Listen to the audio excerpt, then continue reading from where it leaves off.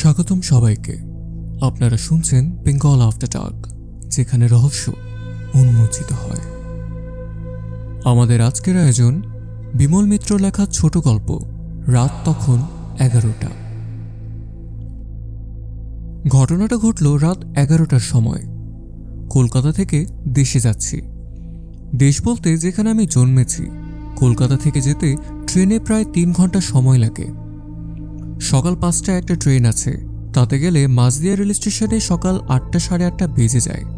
স্টেশনে নেমে আরও 5 ক্রোশ হাঁটা। খুব তাড়াতাড়ি হাঁটলেও তাতে সময় লেগে যায় আরও 2 ঘন্টা। তারপর আর একটা ট্রেন আছে, সেটা আছে সকাল 9:30টায়, তারপর দুপুর 2টোয়, তারপর সন্ধ্যা 6টায়। সন্ধ্যা 6টা ট্রেনে গেলে রাত 9টায় পৌঁছাতে পারা যায় মাঝদিয়া স্টেশনে, কিন্তু তাতে গেলে বাড়ি পৌঁছাতে রাত 11টা বেজে যায় বলে সাধারণত সেই ট্রেনে যাই না। তখন আমি কলকাতার একটা মেসে থেকে পড়াশোনা করি। প্রত্যেক শনিবার দিন দুপুর 2টো ট্রেনে বাড়ি যাই। তাতে সুবিধে খুব, ট্রেনের ভিড়ও কম থাকে আর সন্ধ্যের আগেই বাড়ি পৌঁছানো যায়। কিন্তু সব সময় সেই ট্রেনে যাওয়ার সুবিধা হয় না। লেখাপড়া ছাড়া ফুটবল খেলার নেশা ছিল। রবিবার দিনটায় দেশে না কাটিয়ে কলকাতায় বন্ধু বান্ধবদের সঙ্গে কাটাতে বেশি ভালো লাগতো। কোনো শনিবার বাড়িতে না গেলে বাবার চিঠি আসে। লেখেন, তুমি গত শনিবারে বাড়ি আসো নাই কেন? আমরা তোমার পথ চাহিয়ে বসিয়াছিলাম। তোমার শরীর খারাপ হইল কিনা ভাবিয়া খুব চিন্তিত আছি। পত্রপাঠ উত্তর দেবে, ইত্যাদি। আমি বাবার একটাই সন্তান।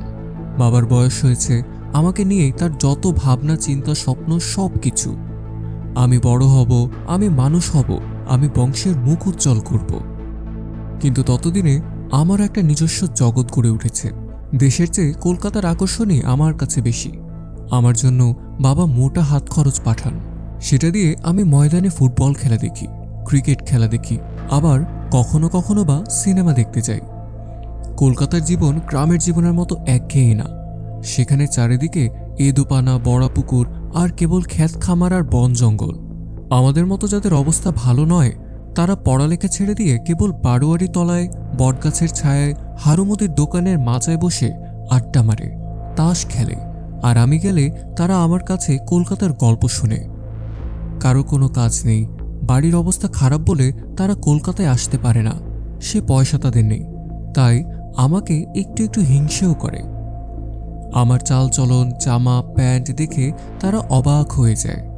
আমার জুতো, আমার চুল ছাটা, আমার সাবান মাখা দেখে তাদের তাক লেগে যায়। কারণ আমাদের গ্রাম এমন এক গ্রাম যেখানে শহরের কোনো সভ্যতা এখনো ঢোকার সুযোগ পায়নি। আমাদের বাড়ির পাশেই থাকতেন নসু কাকা। আসল নাম বোধহয় নৃসিংহ ভট্টাচার্য ছিল। বাবা তাকে নসু বলে ডাকতেন। তিনি গ্রামে গ্রামে যজমানদের বাড়িতে গিয়ে পুজো করে বেড়াতেন। বড় ভালো লোক। আমি দেশে গেলে আমার সঙ্গে দেখা করতে আসতেন। বলতেন, কিরকম পড়ালেখা হচ্ছে বাবা, ভালো তো? আমি তার পায়ে হাত দিয়ে প্রণাম করে বলতাম, হ্যাঁ। তিনি বলতেন, হ্যাঁ, খুব মনোযোগ দিয়ে পড়ালেখা করো বাবা, এখন দিনকাল খুব খারাপ। আর কলকাতা শহরে যেরকম গাড়ি ঘোড়া, ট্রাম, বাস শুনছি, খুব সাবধানে চলাফেরা করবে, কেমন? নসু কাকা আমাদের দেশের নামকরা পুরোহিত মশাই। তিনি না হলে কারোরই কোনো পুজো আচ্চা হতো না। কেউ হাতে খড়ি দেবে তাতেও যেমন তার ডাক পড়তো, আবার তেমনি কারো বাড়িতে ছেলের অন্নপ্রাশন হবে তাতেও তাকেই চাই। তারপর আছে বারোয়ারিতলার দুর্গাপুজো, কালী পুজো থেকে আরম্ভ করে 3 ক্রোশ দূরে জমিদার বাবুর বাড়িতে যত উৎসব, যত বিয়ে, ব্রত উদযাপন, সবেতেই তার ডাক পড়ত। তা এই আবহাওয়াতেই আমি মানুষ। কিন্তু এই আবহাওয়াতে মানুষ হয়েও যে ঘটনাটা ঘটল তার কথাই বলি। কলকাতায় তখন আমার স্কুলের পরীক্ষা চলছিল। 3 সপ্তাহ দেশে যেতে পারিনি। বাবাকে সে কথা লিখে দিয়েছিলাম যে আমি 3 সপ্তাহের জন্য দেশে যেতে পারবো না। পরীক্ষা যেদিন শেষ হলো সেদিন শনিবার। মেসে এসে ভাবলাম 2টো ট্রেন ধরব, কিন্তু কয়েকদিন ধরে রাত জেগে পড়বার পর বড় ক্লান্ত হয়ে পড়েছিলাম। ঘড়িতে তখন 12:30। আধ ঘন্টা ঘুমিয়ে নেওয়া যাক। কিন্তু যখন ঘুম ভাঙল তখন দেখলাম দেয়াল ঘড়িতে বেলা 3:30। আমার বন্ধু যে আমার পাশের বিছানায় শুতো, সেও দেখলাম অঘোরে ঘুমাচ্ছে। মনে হলো সর্বনাশ, 2টোর গাড়ি তো কখন ছেড়ে দিয়েছে। এরপরে তো সেই সন্ধে 6টার আগে দেশে যাওয়ার আর কোনো গাড়ি নেই। সেই গাড়িতে গেলে দেশের বাড়িতে পৌঁছতে তো সেই রাত 11টা বেজে যাবে। কিন্তু শিয়ালদা স্টেশন থেকে গাড়ি ছাড়তেই সেদিন কেন জানি না আধা ঘন্টা দেরি হয়ে গেল।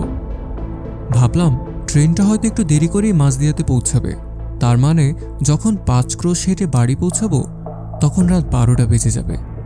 বাবা হয়তো বকাবকি শুরু করে দেবেন, বলবেন দুপুর 2টো ট্রেনে আসতে পারলে না। কিন্তু না, ট্রেনটা ঠিক সময় মাঝদিয়া স্টেশনে গিয়ে পৌঁছালো। আমি নিশ্চিন্ত হয়ে গেলাম। এদিককার প্ল্যাটফর্মে পৌঁছে টিকিট দেখিয়ে গেট পার হলাম। গেটের বাইরেই বাজার। অত রাত বলেই বাজারের লোকজনের ভিড় বেশ পাতলা। তাড়াতাড়ি বাজার ছড়িয়ে বড় রাস্তায় গিয়ে পৌঁছালাম। ভেবেছিলাম একটা সাইকেল রিক্সা ভাড়া করে বাড়ি পৌঁছাবো, কিন্তু কোনো রিক্সাওয়ালাই অত দূরে যেতে রাজি হলো না। বেশি টাকার লোভ দেখিয়েও কাউকে রাজি করাতে পারলাম না। সবাই এক কথা বলে, অত দূরে শহরে নিয়ে গেলে ফিরে আসতে রাত 1টা বেজে যাবে। আমি বললাম, আমি তোমাদের ডাবল ভাড়া দেব। তবু কেউ রাজি হলো না। অগত্য হাঁটতে শুরু করলাম।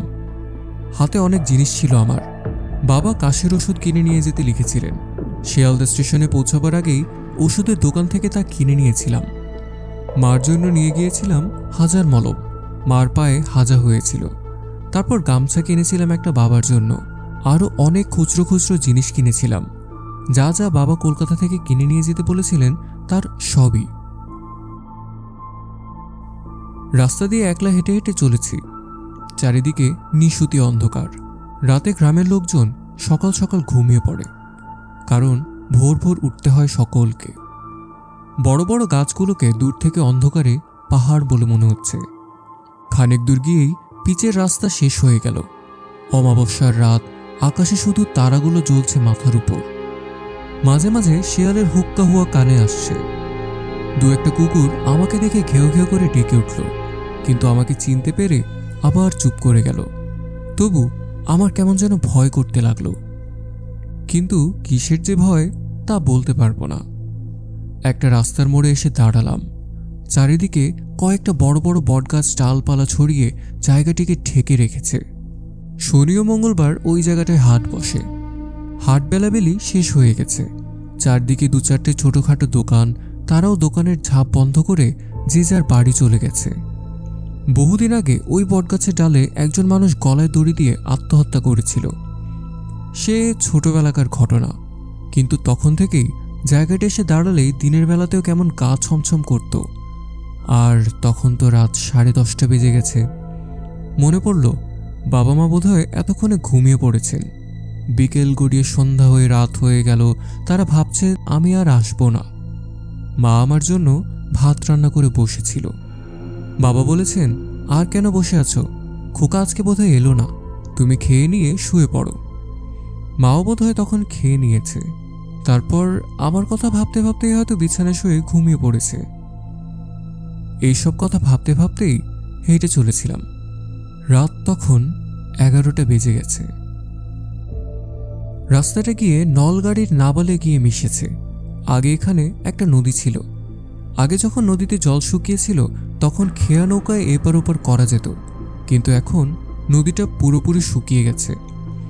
সেখানে ঢালু জমিতে এখন চাষবাস হয়। তারই একপাশ দিয়ে গরুর গাড়ি যাওয়ার রাস্তা হয়েছে। বর্ষার পর গরম পড়াতে রাস্তায় আবার ধুলো জমেছে। এখানকার লোক তাই ওই জায়গার নাম দিয়েছে নলগাড়ির নাবাল। আমি ঢালু রাস্তা দিয়ে নামতে লাগলাম। তারপর সামনের দিকে নজর পড়তেই যা দেখলাম তাতে আমার শরীর রক্ত হিম হয়ে এলো। দেখলাম ওপরের রাস্তা দিয়ে একটা দাড়িওয়ালা মূর্তি ঢালু রাস্তা দিয়ে আমার দিকে নেমে আসছে। রাস্তায় তার পা নেই, শুধু হাওয়ায় ভাসতে ভাসতেই এগিয়ে আসছে আমার দিকে। আমি আর এগোলাম না। এগোতে ভয় করল। ও কি তবে সেই লোকটার মূর্তি যে একদিন বটগাছে গলায় দড়ি দিয়ে মরেছিল? তখন তো কত লোকের মুখেই শুনতে পেতাম সে নাকি এই অঞ্চলে ভূত হয়ে ঘুরে বেড়ায়, কিন্তু আমি নিজের চোখে কখনো দেখিনি। হঠাৎ আমাকে লক্ষ্য করে মূর্তিটা কথা বলে উঠল, বলল, কে ওখানে? আমি কি জবাব দেব বুঝতে পারলাম না। শুধু একটু থেমে বললাম, আমি আমি কে? বলতে বলতে মূর্তিটা আমার দিকে এগিয়ে আসতে থাকলো। সামনে মুখের কাছে এসে বলল, কে কে তুমি? আমি ভয়ে শিউরে উঠেছি। তখন কিছু জবাব দিতে পারলাম না সেই মুহূর্তে। মূর্তি আবার জিজ্ঞেস করলো, ও তুমি বিমল, ধীরেশ তার ছেলে।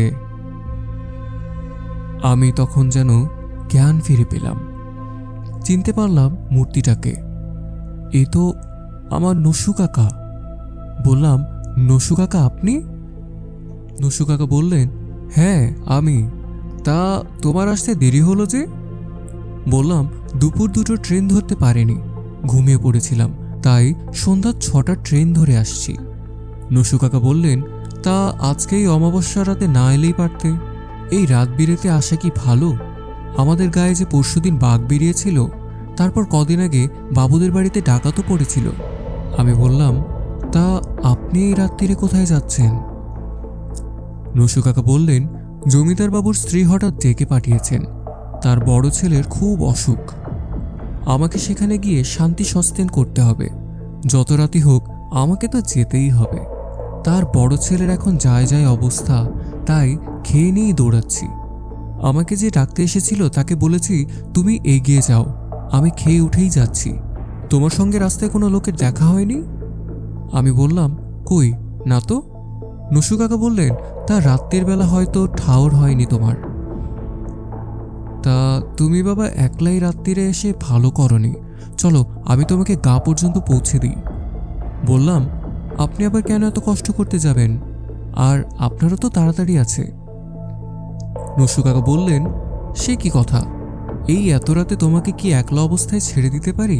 শুনলে ধীরেশদা যে আমার উপর রাগ করবে, বলবে তুমি খোকাকে ওই অবস্থায় একলা ফেলে কি করতে চলে এলে।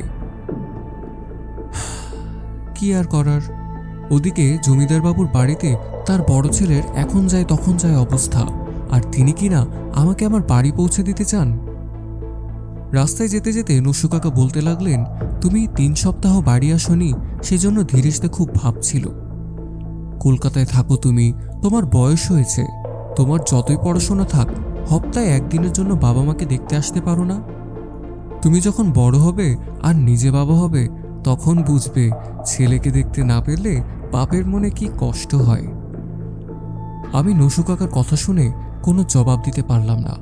চুপ করে নসু কাকার সঙ্গে চলতে লাগলাম। তারপর যখন বাড়ির কাছাকাছি এসেছি, তখন নসু কাকা বললেন, ওই দেখো তোমাদের বাড়ি, এবার আর ভয় নেই, আমি চলি, আমার খুব তাড়া আছে, বলে তিনি চলে গেলেন।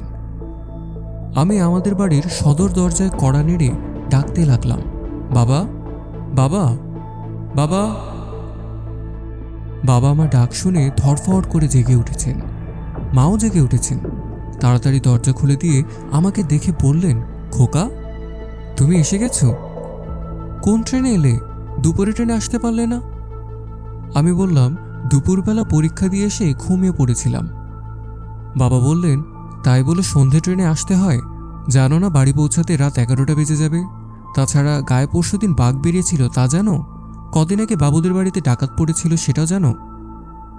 আমি বললাম, আমি তো তা জানতাম না। রাস্তায় দেখা হয়ে গেল নসু কাকার সঙ্গে, তিনি আমাকে নিজে বাড়ি পর্যন্ত পৌঁছে দিয়ে গেলেন।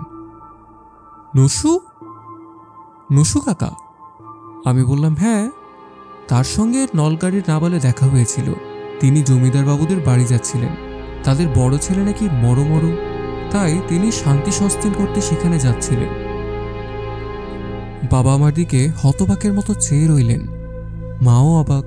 বাবা বললেন, তুমি ঠিক দেখেছ তোমার নসু কাকা? তিনি তোমার সঙ্গে কথা বলেছেন? তুমি কিসব আবল তাবল বকছ? আমি বললাম, বারে, আমি ভুল দেখব কেন? আমি নসু কাকাকে চিনতে পারবো না? বাবা বললেন, কিন্তু তোমার নসু কাকা যে পরশুদিন মারা গেছেন, আমরা যে নবদ্বীপে গিয়ে তার সৎকার করে এলুম। আমাদের আজকের কন্টেন্টটি ভালো লেগে থাকলে লাইক করুন এবং নিয়মিত আমাদের কন্টেন্টটি পেতে সাবস্ক্রাইব করুন আমাদের চ্যানেলটি, সাথে প্রেস করুন বেল আইকন, আর সেই সাথে শেয়ার করে জানিয়ে দিন আপনার বন্ধুদেরকে কেমন লাগলো আজকের গল্প। Till then, take care, goodbye.